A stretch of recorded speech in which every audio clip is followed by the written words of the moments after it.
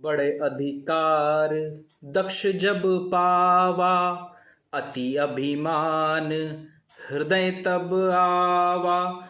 नहीं को अस जन मा जग माही, प्रभुता पाही जाहि मद नाही।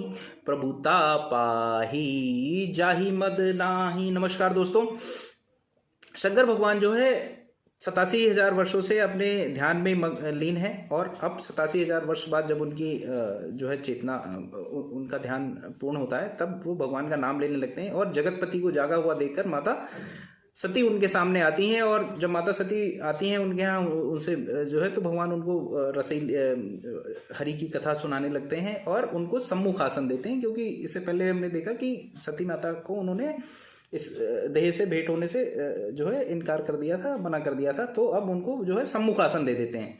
इससे सती माता को बहुत दुख होता है। लेकिन उसी समय क्या होता है कि राजा दक्ष जो है प्रजापति नियुक्त होते हैं 87,000 वर्षों बाद और अपने यहाँ जो है यज्ञ का आह्वान करते हैं और सभी देवताओं को, नागों को, किन्नरों को, सबको निमंत्रण देते हैं। नहीं देते हैं तो सिर्फ भोलेनाथ को। यह बात शंकर भगवान को पता है, वो ध्यान से सब जान जाते हैं जागते ही। तो उस जगह यह चौपाई लिखी हुई है कि जब दक्ष हुए हैं जो है प्रजापति तो उनको बहुत अहंकार हो गया है। और तुलसीदास जी इस बात को लिखते हैं कि अस को नहीं को अस जन्मा जग माही, कि इस संसार में कोई ऐसा जन्म नहीं लिया प्रभुता पाही जाहि मद नाही, कि जिसको प्रभुता मिल जाए, अधिकार मिल जाए बहुत सारे और उसको मद ना हो जाए। तो पद का मद जो है इसके विषय में बताया है। शंकर भगवान यह चीज समझते हैं।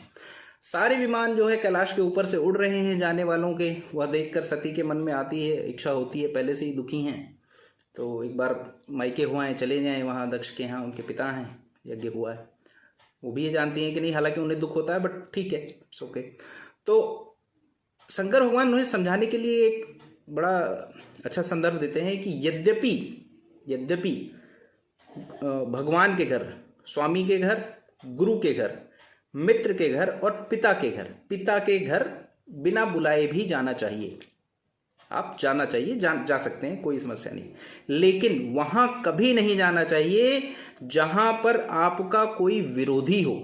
और यही बात जो है माता सती थोड़ी समझ नहीं पाती कि वहां पर शंकर भगवान के विरोधी हैं राजा दक्ष। वो नहीं मानती तो भगवान शंकर समझते हैं, तो अपने गणों के साथ वो कहते हैं ठीक है आप जाइए और एक बार देख के वहां से फिर आइए, फिर देखते हैं।